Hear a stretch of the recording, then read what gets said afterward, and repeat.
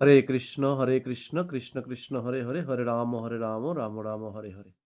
আসছে আগামী ২৯শে চৈত্র, ১৩ এপ্রিল সোমবার, শ্রী শ্রী বরুথনী একাদশী। বরুথনী একাদশী। আ তারিখ মনে রাখবেন। আসছে আগামী ২৯শে চৈত্র, ১৩ এপ্রিল সোমবার, বরথনী একাদশী। পরদিন ৩০শে চৈত্র, ১৪ এপ্রিল মঙ্গলবার, সকাল ৯টা ৩৩ মিনিটের ভিতরে একাদশীর ব্রত পালন করবেন। তো বরুথনী একাদশী ভবিষ্যোত্তর পুরাণে সেই একাদশী মাহাত্ম্য শ্রীকৃষ্ণ শ্রীকৃষ্ণ যুধিষ্ঠির সংবাদে বর্ণিত হয়েছে। ভবিষ্যোত্তর পুরাণ দেখলে আপনারা সেই একাদশীর মাহাত্ম্য সম্বন্ধে অবগত হয়ে যাবেন। এই একাদশী অনেক মাহাত্ম্যপূর্ণ এবং এই একাদশীতে অনেক কিছু নিয়মাবলী দেওয়া হয়েছে, যেটা প্রায় ৩১টা নিয়ম দেওয়া হয়েছে এই একাদশী ব্রততে। আমরা যদি সেই ৩১টা নিয়ম, যে নিয়মগুলা বাধ্যবাধকতা যেগুলো আছে ৩১টা, সেই ৩১টা বাধ্যবাধকতা যদি আমরা সঠিকভাবে পালন করে এই একাদশী ব্রত পালন করি, তাহলে অবশ্যই এই একাদশীর ব্রতের যে মহিমাতে যেগুলা লেখা হয়েছে সেগুলা অবশ্যই আমরা প্রাপ্ত হতে পারি বা পাইতে পারি।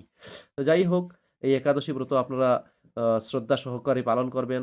এই একাদশী ব্রত অনেক মুনি ঋষিরা পালন করেছেন, মানদাতা পালন করেছেন, দন্দুমারি পালন করেছেন। এইভাবে অনেক মুনি ঋষিরা, অনেক রাজা-রাজুরারাও এই একাদশী ব্রত পালন করেছেন। এই একাদশীর ব্রত কারণে অনেকের স্বর্গপ্রাপ্তি হয়েছে, বৈকুণ্ঠ প্রাপ্ত হয়েছেন, অনেক দিব্যধাম প্রাপ্ত হয়েছেন এই একাদশী ব্রত পালন করে।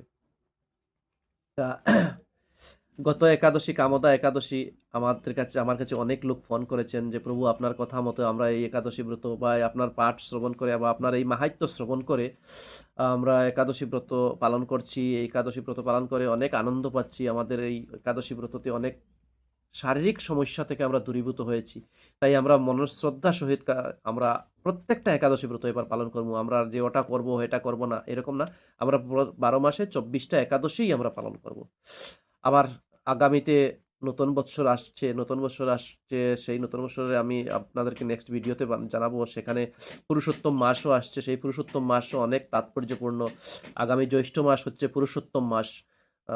তাই পুরুষোত্তম মাসের জন্য আপনারা তৈয়ারি থাকবেন। আমরা আপডেট দিয়ে দেবো আপনাদেরকে পুরুষোত্তম মাসে কি করিতে হয়, না করিতে হয়। তারপরে নতুন বৎসরও আসছে, ১ম বৎসরও আসছে। ১ম বৎসরের জন্য ছোটখাটো একটা ভিডিও দিয়ে দেবো আপনাদেরকে। কি করণীয় আমরা হরিভক্তি বিলাস থেকে উদ্ধৃতি দিয়ে দেব। তো যাই হোক, আ আপনার কাছে একটাই অনুরোধ থাকবে যে এই আমাদের একাদশীর মাহাত্ম্য বা এই যে একাদশী সম্বন্ধীয় যে ভিডিওগুলো আমি তৈরি করি সেগুলো আপনারা দয়া করে চ্যানেলটিকে সাবস্ক্রাইব করবেন, লাইক করবেন, কমেন্ট করবেন এবং অন্যের জানার জন্য আপনারা শেয়ার করবেন। দেখুন, এই একাদশীর মাহাত্ম্যগুলা সবাই তো আর জানেন না।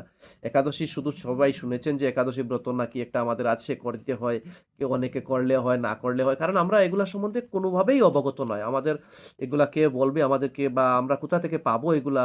আমাদেরকে সেই ধরনের এগুলা একাদশী সম্বন্ধে বা আমাদের শাস্ত্রীয় সম্বন্ধে কিছু বলার জন্য আমাদের সেইভাবে সঠিক পথও নেই, আমাদের সেই ব্যবস্থাও নেই।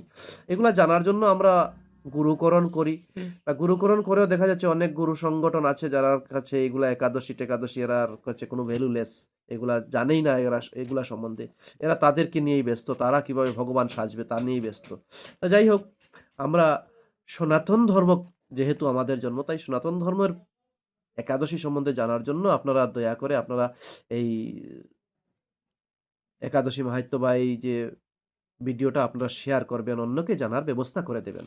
ঠিক আছে, হরে কৃষ্ণ, রাধে, রাধে। চলুন আমরা এই একাদশী, বরুথনী একাদশীতে শাস্ত্রীয়ভাবে কি বলা হয়েছে সেটা আমরা গ্রন্থ থেকে দেখে নেই। হরে কৃষ্ণ, রাধে, রাধে। বলা হয়েছে বৈশাখ মাসে কৃষ্ণপক্ষিয়া বরুথনী একাদশী। এখানে একটা ভবিষ্যোত্তর পুরাণ থেকে একটা শ্লোক এসেছে, অনেক সুন্দর শ্লোক। শ্লোকের মাহাত্ম্যটাও বা মহিমাও এত তাৎপর্যপূর্ণ, যদিও সময়ের অভাবে আমি যথাসামান্যই বলবো। বলা হয়েছে ব্রহ্ম হত্যাদি পাপানাং কথঞ্চিৎ নিষ্কৃত্যং ভবেৎ একাদশ্যাং তু ভুঙ্গতে নিষ্কৃত্য নাস্তি কশ্চন। বাহ! বলা হয়েছে যে প্রায়শ্চিত্ত করলে, যদি আমরা কোনো পাপ করি তাহলে সেই পাপের জন্য আমাদের প্রায়শ্চিত্ত করিতে হয়। যদি আমরা কোনো ভুল করি তাহলে ভুলের জন্য আমরা ক্ষমাপ্রাপ্তি হই। এবং যার কাছে ভুল করি তার কাছে যদি সঠিকভাবে আমরা ক্ষমা চেয়ে নেই তাহলে সেই ব্যক্তি আমাদেরকে সেই তৎক্ষণাৎ আমাদেরকে ক্ষমা করে দেন। তা বলা হয়েছে যে একাদশীর ত্যাগ করে আমরা একাদশীর দিনে যদি পঞ্চ রবিশস্য গ্রহণ করি, আমরা অন্য যেকোনো পাপ করি সেই পাপের থেকে আমরা প্রায়শ্চিত্ত করলেই ক্ষমা হয়ে যায়। কিন্তু একাদশী ব্রততে যদি আমরা অন্ন গ্রহণ করি, পঞ্চ রবিশস্য গ্রহণ করি, তাহলে যে পাপ হবে সেই পাপের কোনো প্রায়শ্চিত্ত নেই। বিধান শাস্ত্রে উল্লেখ করা হয় নাই যে একাদশী ব্রত দিন আমরা যদি আহার গ্রহণ করি, অন্ন আহার গ্রহণ করি তাহলে যে পাপ হবে সেই পাপ থেকে আমাদেরকে কোনো অবস্থায়ই মুক্তি পেতে পারবো না। এবং একাদশী ব্রতের পালনের সময় নির্ধারিত দেওয়া থাকে। সেই পালনের নির্ধারিত সময়ের ভিতরে আমাদেরকে একাদশী ব্রতের পালন করিতেই হবে। এটা হচ্ছে শাস্ত্রীয় সিদ্ধান্ত।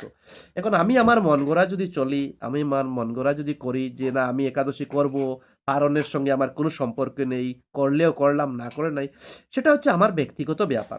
শাস্ত্রীয় সিদ্ধান্ত সেটা নয়। কারণ শাস্ত্র আমাদেরকে অধ্যয়ন করার সুযোগ নেই এবং আমরা ইচ্ছা করেও শাস্ত্র অধ্যয়ন না করে আমরা ওই সময় টিভি দেখে সিরিয়াল দেখি সময় নষ্ট করি। মোবাইলে নানান ধরনের রিলস এবং আ নানান কিছু দেখে আমরা সময় নষ্ট করি যে যদি বুঝতাম আমরা সেই সময়টুকু বসে গীতা এবং শাস্ত্র সম্বন্ধে অধ্যয়ন করি তাহলেও আমাদেরকে অনেক কিছু জানা হতো। হরে কৃষ্ণ।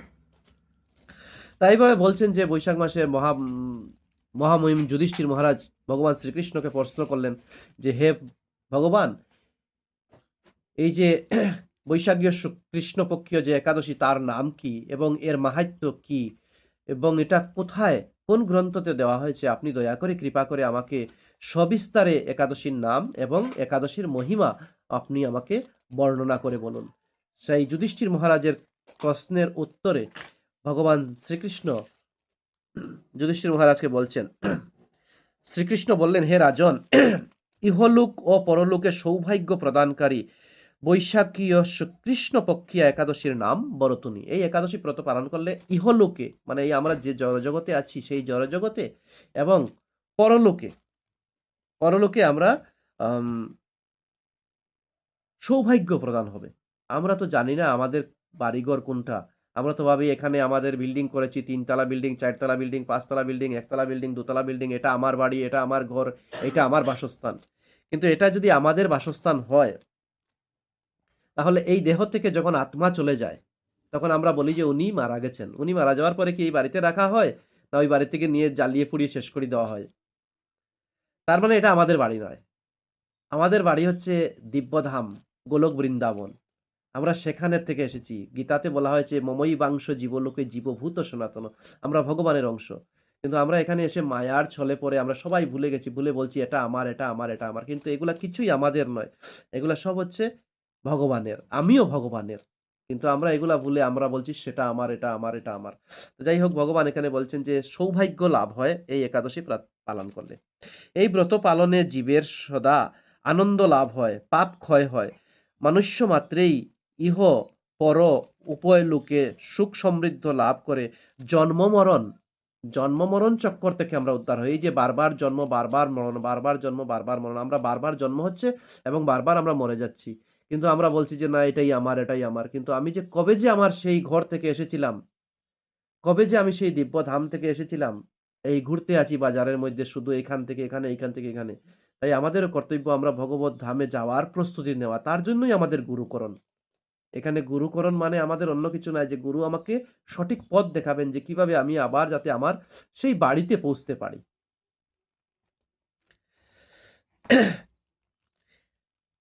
এই বরুথুনি ব্রতর দ্বারা মানদাতা স্বর্গপ্রাপ্তি ঘটিয়েছিলেন।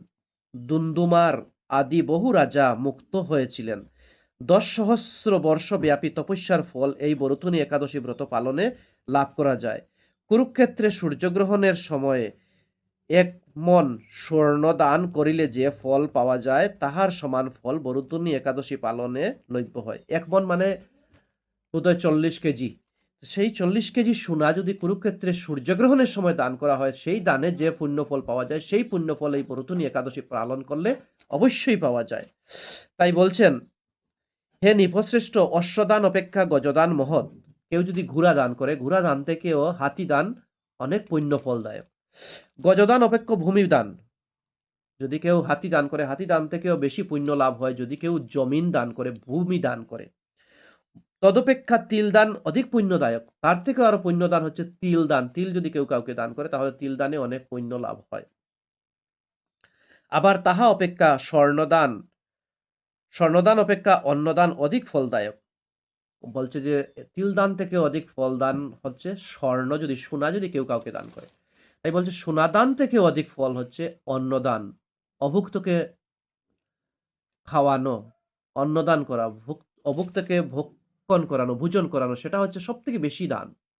গরিব দুঃখীকে দান করা। আমরা তো শুধু আজকে আমাদের নিয়েই বলে বসে আছি। আমাদের শাস্ত্রে লেখা আছে যে আমরা যেটা অন্ন গ্রহণ করি, প্রসাদ গ্রহণ করি বা যা কিছুই গ্রহণ করি, সেই জিনিসটা পাওয়ার সঙ্গে, সঙ্গে আমরা এটাকে ৪ ভাগ করব। ৪ ভাগ করে ১ম ভাগ হচ্ছে গৌমাতাকে দান করব। ২য় ভাগ হচ্ছে ব্রাহ্মণ, গরিব দুঃখী এদেরকে দান করব। ৩য় ভাগ হচ্ছে আমি নিজে পাবো এবং ৪র্থ ভাগ হচ্ছে কুকুর, বিড়াল এইগুলা পশু পাখির জন্য পাবো। আজকে আমাদের এত রোগ ব্যাধি অসুখ-বিসুখ কারণ হচ্ছে আমরা সবকিছুই আমরা পেয়ে যাচ্ছি। কুকুরেরটাও পাচ্ছি, গৌমাতারটাও আমরা পেয়ে নিচ্ছি। যার জন্য আমাদের এত প্রবলেম হচ্ছে। হরে কৃষ্ণ। এগুলা নিয়ম হচ্ছে দেওয়া, নিবেদন করা। তাই বলছেন যে অন্নদান হচ্ছে সর্বশ্রেষ্ঠ। অন্নদান থেকে আর বেশি বড় দান আর কোনো কিছুই নাই। কিন্তু কবিগণ বলেছেন কন্যাদানকে ইহার সমান বলিয়া আখ্যা করিয়াছেন। স্বয়ং ভগবানও গোদানকে তুল্য বলিয়াছেন। আবার সকল অপেক্ষা বিদ্যাদান সর্বশ্রেষ্ঠ। বরুতনী একাদশী ব্রত পালনে এই সকল দানের ফল প্রাপ্ত হওয়া যায়। পাপে মোহিত হইয়া যে মানুষ্য অনেক লোক আছে কন্যা সন্তানের দ্বারা ধন উপার্জন করে, সেই ধন গ্রহণ করে, সে মহাপাপী। শাস্ত্রে বলেছে যতদিন এই পৃথিবী থাকিবে ততদিন সে রৌরব নরকে পতিত হইয়া থাকিবে, তার উদ্ধার হবে না। যদি সে কন্যা সন্তানকে বিক্রি করিয়া কন্যা সন্তানের দ্বারা উপার্জিত ধন সে ভক্ষণ করে, তাহলে তাহার কোনো অবস্থায় উদ্ধার হবে না। পুণ্যের গণনা যদি কেউ নিজ উপার্জনের ধন সম্পত্তি দিয়ে স্বর্ণদান সহিত কন্যাদান করে, তাহলে তার যে পুণ্য হয় সেই পুণ্যের গণনা করার মতো চিত্রগুপ্ত নিজেও বলছেন যে আমার পক্ষেও সম্ভব না, সে এত পুণ্য গ্রহণ করেছে। বরুতনী একাদশী ব্রত পালনের এই সকল পুণ্যফল লাভ করা যায়। এখানে নিয়ম কিছু দেওয়া হয়েছে শাস্ত্রীয়ভাবে, 31টা নিয়ম দেওয়া হয়েছে। সেই নিয়মগুলো আপনারা শ্রবণ করুন। যদি অসুবিধা হয় তাহলে আমাকে কমেন্টস করে জানাবেন, আমি আবার আপনাদেরকে বলবো।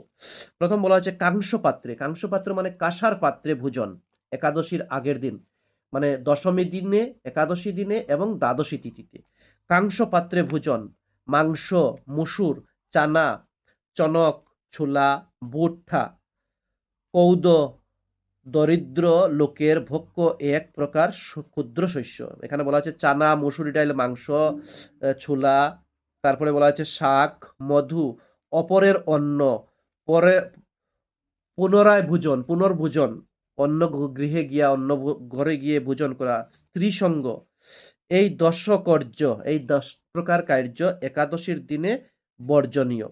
জুয়া খেলা, শয়ন করা, মানে জুয়া খেলা বলতে যত ধরনের দূতম, যেটা ভাগবতে বলা হয়েছে দূতম, জুয়া নিষেধ করা হয়েছে। দূতম, পানম, ক্রীড়ম, পরস্ত্রীগ্রমণ, পরনিন্দা, পরচর্চা, এগুলা বর্জন করা। এখানে বলা হয়েছে জুয়া খেলা, শয়ন করা, অযথা সময়ে ঘুমানো, পান খাওয়া, নেশা গ্রহণ করা। পান এক প্রকার নেশা। পান খাওয়া, দন্তধাবন, একাদশীর দিনে দান্তমাজন করা যাবে না, আগের দিন রাত্রে সেটা শেষ করে নিতে হবে। কাহারও অসাক্ষাতে কাহাকেও নিন্দা করা, কারণ নিন্দা করা, পরনিন্দা, পরচর্চা, পাপী ব্যক্তির সহিত সম্ভাষণ, ক্রোধ করা, মিথ্যা ভাষণ, এই 9টি কার্য একাদশীর দিনে অবশ্যই বর্জন করা। একাদশীর দিনে কারো নিন্দা করা যাবে না। দ্বাদশীর দিবসে কাংসপাত্রে ভোজন, মাংস, মসুর, মধু ভক্ষণ, মিথ্যা ভাষণ, ব্যায়াম, পরিশ্রম, দ্বিতীয় ভার ভোজন, স্ত্রীসঙ্গ, ক্ষৌরকর্ম, তৈলমর্দন, অপরাহ্ন ভোজন। দ্বাদশীর দিনেও আপনি মুসুরি ডাল, মাংস, কাংসপাত্রে ভোজন, মধু ভক্ষণ, মিথ্যা ভাষণ, ব্যায়ামাদি, পরিশ্রম, 2বার ভোজন করা, দ্বিতীয়বার মানে 2বার ভোজন করা, স্ত্রীসঙ্গ, ক্ষৌরকর্ম মানে দাড়ি কাটা, চুল দাড়ি কাটা, নখ কাটা, এগুলা, স্ত্রীসঙ্গ, তৈলমর্দন মানে শরীরে তেল লাগানো, পরাহ্ন ভোজন, অন্যের গৃহে অন্ন গ্রহণ করা, এই 12টি কার্য বর্জনীয়। অবশ্য একাদশী ও দ্বাদশী এই 3 দিনেই উক্ত 31 প্রকার ব্রত বিঘ্নঘাতকী, নিষিদ্ধচার, সযত্নে বর্জন করা। এই ৩১টা নিয়ম একাদশীর আগের দিন মানে দশমী তিথিতে, একাদশী তিথিতে এবং দ্বাদশী তিথিতে অবশ্যই বর্জন করিতে হইবে। অবশ্য শাস্ত্রে বলার পরে ভগবান বলছেন যে এটা শুধু আমরা একাদশীর দিনেই কেন বর্জন করব বা এই ৩ দিন কেন বর্জন করব? আমরা চেষ্টা করব যাতে আমরা সারা জীবন, আজীবন যাতে এই নিয়মগুলো আমরা পালন করে চলি। এটাই আমাদের নিয়ম, এটাই আমাদের বৈদিক সনাতন ধর্মের নিয়ম। আমরা শুদ্ধাচারে আমরা গীতা পাঠ করি অনেক লোক, কিন্তু গীতাতে ৩ টা কথাই বলা হয়েছে, সতগুণ, রজগুণ, তমগুণ। ভগবান বলেছেন এই ৩ গুণের গুণাতীত হও তুমি। শতগুণে হলে কি হবে, তমগুণে কি হবে এবং রজগুণে কি হবে এক্সপ্লেইন দেওয়া হয়েছে। কিন্তু আমরা পড়ি, কিন্তু আমরা বুঝি না। তাই গুণাতীত হওয়ার জন্য ভগবান বলছেন। এইগুলার উপরে ঊর্ধ্বে উঠার জন্য ভগবান বলছেন। ইহা ব্যতীত কতগুলি দুষ্বহ আচার শুধু ৩ দিনই কেন চিরদিনের জন্য বর্জন করা কর্তব্য। এই বিধানে বরুথনী একাদশী ব্রত পালন করিলে সকল পাপ বিনষ্ট হয় এবং অক্ষয় গতি প্রাপ্ত হয়। এইগুলা করলে সর্বপাপ, আমাদের জীবনে যত ধরনের পাপ আছে সব পাপ নষ্ট হয় এবং অক্ষয়, অক্ষয় মানে যেটা কোনো ধরনের ক্ষয় হবে না, কোনো দিন নষ্ট হবে না, এই অক্ষয় গতি আমরা প্রাপ্ত হব।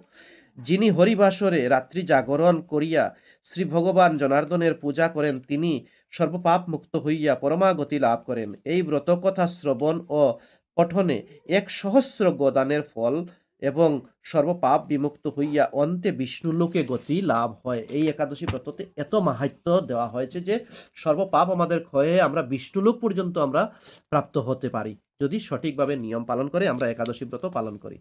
হরে কৃষ্ণ। এই একাদশী মাহাত্ম্য আমরা শ্রবণ করলাম।